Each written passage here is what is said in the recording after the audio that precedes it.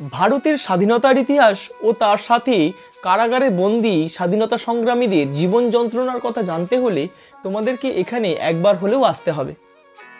Hello বন্ধুরা, আমি আকাশ, আমার ইউটিউব চ্যানেল চলো যাই উইথ আকাশে তোমাদের স্বাগত। আজকে আমি চলে এসেছি আলিপুর জেল। হ্যাঁ, তোমরা ঠিকই শুনেছো, এটা আলিপুর জেল, যেটা এখন মিউজিয়ামে পরিণত হয়েছে। সাধারণ মানুষের জন্য এটা খুলে দিয়েছে আলিপুর মিউজিয়াম রূপে। দেখতে পাচ্ছ তোমরা,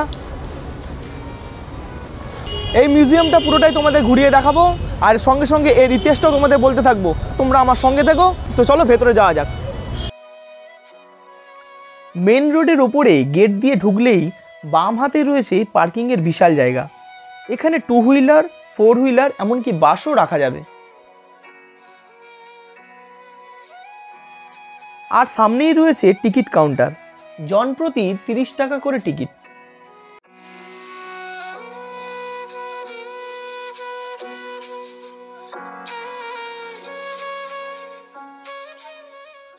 তো চলো এবার ভেতরে ঢোকা যাক। আলিপুর মিউজিয়াম মঙ্গল থেকে রবিবার সকাল 11টা থেকে বিকেল 5:30 পর্যন্ত খোলা থাকে, মানে সোমবারটা বন্ধ থাকে। এখানে আসতে হলে তোমরা প্রথমেই হাজরা মোড়ে আসবে। শিয়ালদা বা হাওড়া থেকে বাসে করেও আসতে পারো, তবে সবচেয়ে ভালো হবে মেট্রো করে হাজরা মোড়ে আসা। দেন ওখান থেকে যে কোনো বাস বা অটোতে করে আলিপুর মিউজিয়ামে পৌঁছে যাবে। ঢুকেই আমরা প্রথমে ম্যাপটা দেখে নিলাম। টোটাল 19টা স্পট এখানে দেওয়া আছে।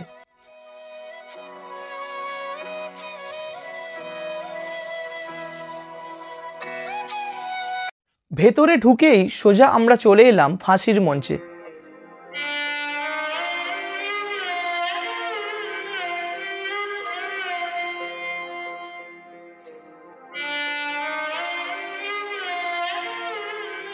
এখানে এই কন্ডেমনেশন রুমে যাদের ফাঁসি হতো তাদের 2-1 দিন আগে এনে রাখা হতো, আর তাদের শেষ ইচ্ছাও পূরণ করা হতো।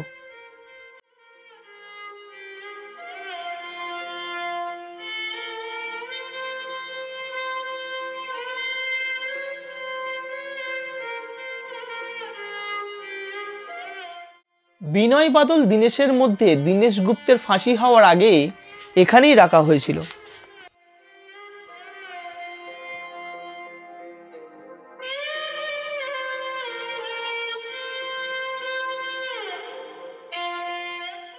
আর এটাই ছিল সেই ফাঁসির মঞ্চ, যেখানে বহু স্বাধীনতা সংগ্রামীকে ফাঁসিতে ঝোলানো হয়েছিল। তারা ছিলেন কানাইলাল দত্ত, সত্যেন্দ্রনাথ বসু, বীরেন্দ্রনাথ দত্তগুপ্ত, দীনেশ গুপ্ত, আরও অনেকে।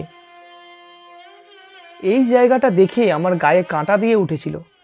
ফাঁসিতে প্রায় 30 মিনিট ঝুলিয়ে রাখা হতো, আর তারপর মারা গেলে তাদের মৃতদেহ নিয়ে এই রুমটাতে পোস্টমর্টম হতো।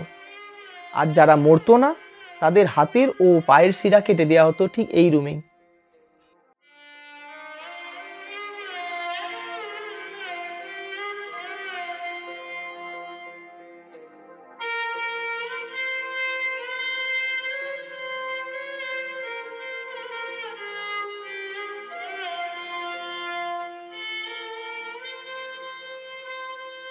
ফাঁসির মঞ্চের ঠিক উল্টো দিকেই ছিল কিছু কারাকক্ষ, যেখানে নেতাজি, বিধানচন্দ্র রায়, চিত্তরঞ্জন দাশগুপ্ত প্রমুখদের রাখা হয়েছিল।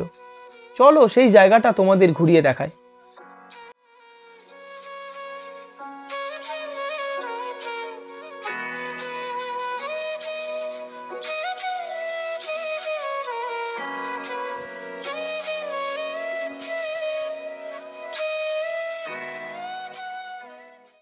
গ্রাউন্ড ফ্লোরের এই সেলটাতে রাখা হয়েছিল ডক্টর বিধানচন্দ্র রায়কে।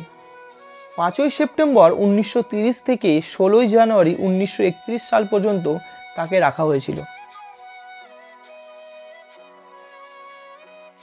আর ওপরে অনেকগুলো সেল রয়েছে। তাদের মধ্যে এই সেলটাতে ছিলেন নেতাজি সুভাষচন্দ্র বসু। ওনাকে আইন অমান্য আন্দোলনের অপরাধে এই কক্ষে 1930 সালের 23শে জানুয়ারি থেকে 23শে সেপ্টেম্বর পর্যন্ত কারারুদ্ধ করে রাখা হয়েছিল। এছাড়াও চিত্তরঞ্জন দাস 1922 সালের 14ই ফেব্রুয়ারি থেকে 9ই আগস্ট এই কারাকক্ষে ছিলেন। যতীন্দ্রমোহন সেনগুপ্ত 1930 সালের এপ্রিল মাস থেকে 1932 সালের 22শে অক্টোবর পর্যন্ত এই সেলে ছিলেন। চলো এবার ঢোকা যাক নেহেরু কক্ষে। ভারতবর্ষের প্রথম প্রধানমন্ত্রী পণ্ডিত জওহরলাল নেহেরুকে আইন অমান্য আন্দোলনে অংশগ্রহণ করার জন্য 1934 সালে 7ই ফেব্রুয়ারি থেকে 7ই মে টোটাল 80 দিন এই ভবনের এই কক্ষে ব্রিটিশ সরকার কারারুদ্ধ করে রেখেছিলেন।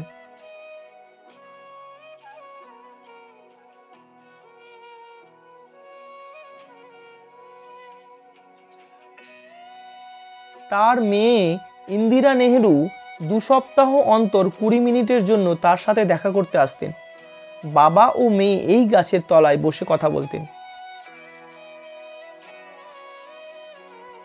এরপর এলাম ওল্ড গোডাউনে, যেটাকে এখন লাইব্রেরি ও সেমিনার হলে পরিণত করা হয়েছে।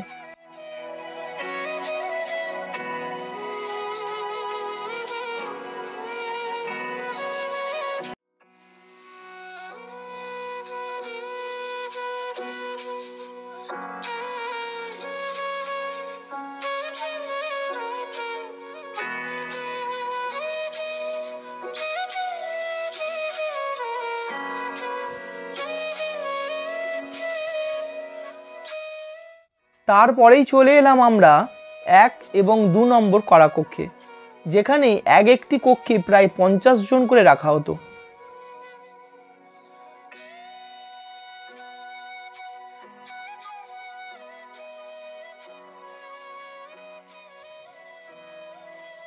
এত ছোট কক্ষে কিভাবে এতজন থাকতো আমি জানি না, তবে এটুকু বুঝতে পারছি স্বাধীনতা সংগ্রামীদের কতটা কষ্টের মধ্যে এখানে কাটাতে হতো।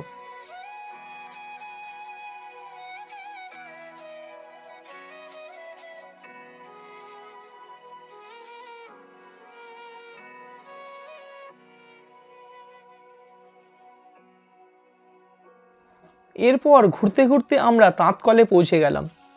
জেলবন্দিরা এখানে তাঁত বুনত, প্রথমে হাতে ও পরে মেশিনও বুনত।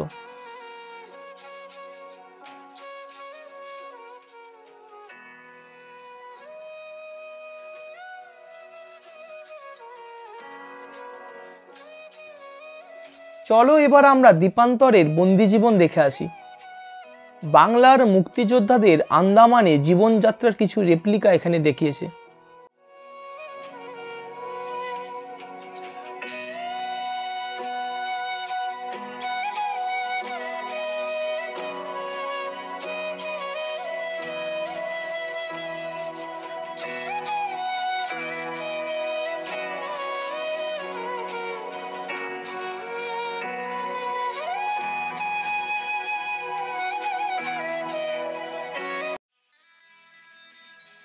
এখন আমরা ঢুকছি নজরুল সেলে, যেখানে বিদ্রোহী কবি কাজী নজরুল ইসলামকে 1923 সালে তার বিদ্রোহী কবিতার জন্য গ্রেপ্তার করা হয় এবং এই সেলে রাখা হয়।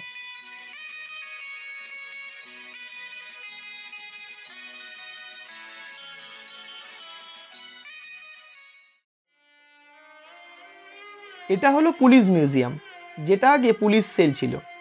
এখানে বিভিন্ন আন্দোলন ও অ্যাটাকের সময় সংগ্রামীদের থেকে উদ্ধার করা বিভিন্ন আগ্নেয়াস্ত্র, যেমন বন্দুক, গুলি, বোমা, এগুলো রাখা আছে।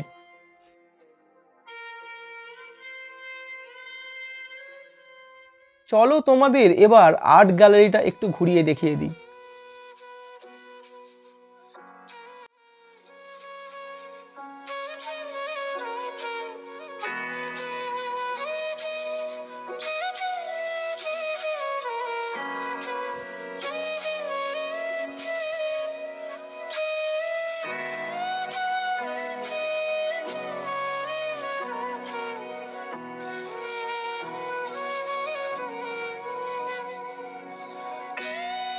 এখানে স্বাধীনতা সংগ্রামীদের সম্বন্ধে বিভিন্ন লেখা ও স্বাধীনতার ইতিহাস সংক্রান্ত অনেক তথ্য রয়েছে।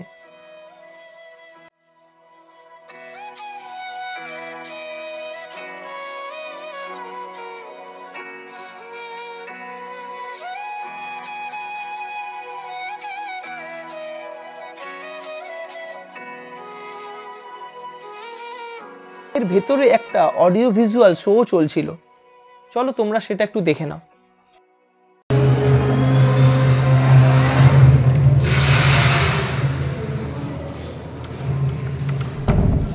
সেই সময় অরণ্য ঘোষ ও তাঁর ভাই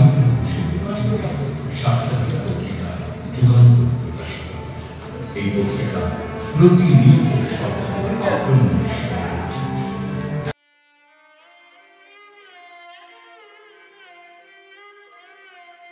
এইখানেই সোমবার বাদে বাকি দিনগুলিতে লাইট অ্যান্ড সাউন্ড শো চলে 6টা ও 7টা থেকে, বাংলা এবং হিন্দিতে।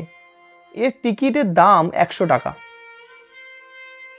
সামনের এই বিল্ডিংটা দেখতে পাচ্ছ, আগে এটা হসপিটাল ছিল। এটাকে এখন এক্সিবিশন বিল্ডিংয়ে কনভার্ট করা হয়েছে।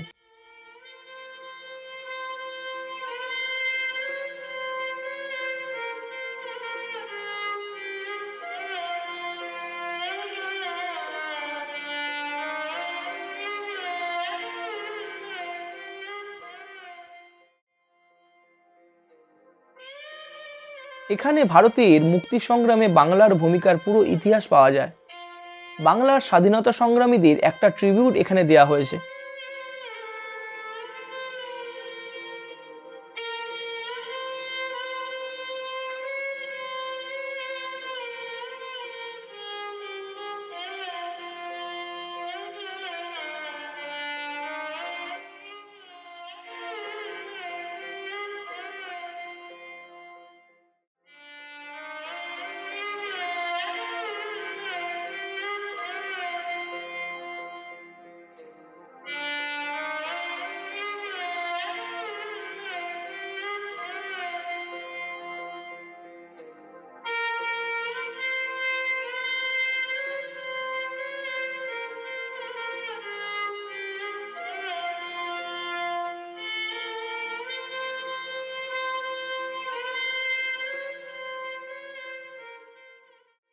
চলো এবার আমরা কারাগারে বন্দীদের জীবনচর্যা সম্বন্ধে জেনে নিই।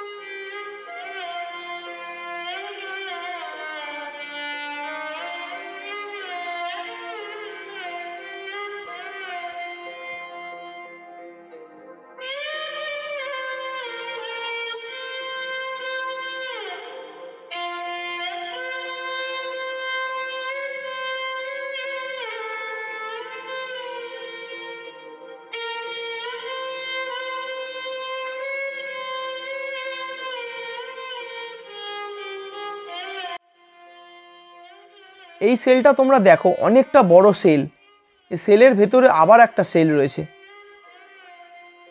বই পড়ে তো তোমরা স্বাধীনতার ইতিহাস জানতে পারবেই, তবে এই সংগ্রামী ইতিহাসকে ফিল করতে হলে তোমরা এখানে এসে একবার ঘুরে যেও।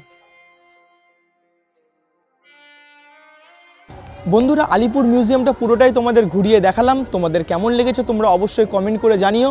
আর এই ভিডিওটা যদি তোমাদের ভালো লেগে থাকে তোমরা অবশ্যই লাইক করো আর বন্ধুদের সঙ্গে প্রচুর শেয়ার করো। আর আমার চ্যানেলে যদি তোমরা নতুন হয়ে থাকো, চ্যানেলটিকে অবশ্যই সাবস্ক্রাইব করে বেল আইকন ক্লিক করো। দেখা হচ্ছে পরবর্তী কোনো ফুড বা ট্রাভেল ব্লগের ভিডিওতে। আজকে এখানেই ভিডিওটা শেষ করছি। চলো, সিউ।